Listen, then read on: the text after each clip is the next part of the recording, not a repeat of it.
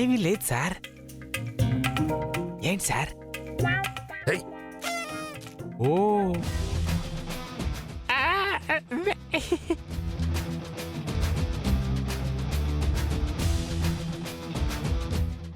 సరే ఉండండి.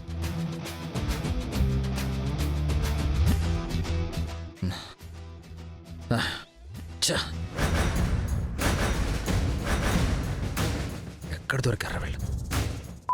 Idiots, brainless, useless rascals. చంపారు మిమ్మల్ని.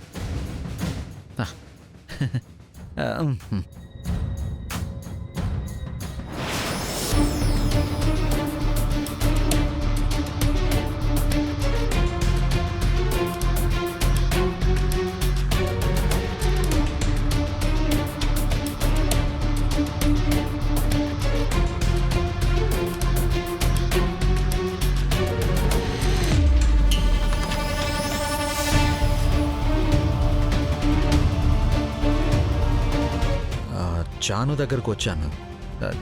జాను నిద్రపోతున్నట్టుంది. పర్లేదు బాబు, అమ్మ ఫోన్ చేసిందని చెప్పండి, లేస్తుంది. అవునా?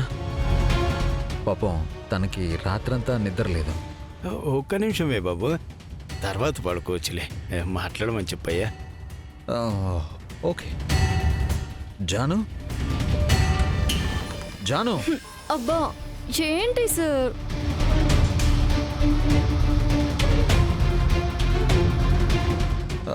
మావయ్య, తను చాలా గాఢ నిద్రలో ఉంది.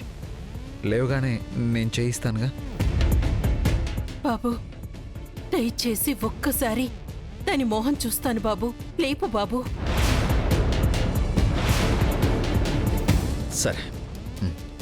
జాను, జాను, కనీసం ఒక మాట అయినా మాట్లాడు. పాపం కాల్లో మీ వాళ్ళు వెయిటింగ్ ఇక్కడ. లే లే. అబ్బా నిద్ర సరిపోలేదండి, నేను తర్వాత మాట్లాడతాను.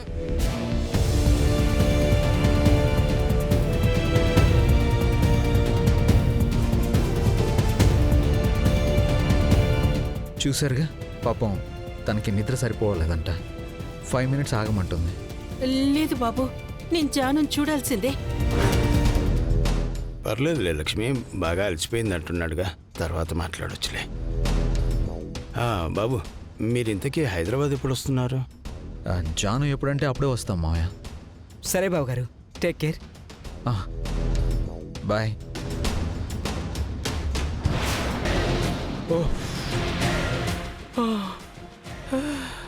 అమ్మాయ్యా సార్, గండం గడిచింది సార్.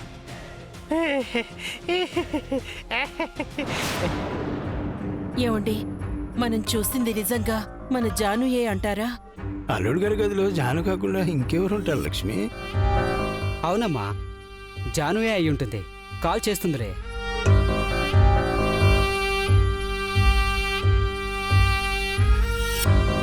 నిజంగా మన జానుయే అయితే నాతో మాట్లాడకుండా ఎలా ఉంటుంది?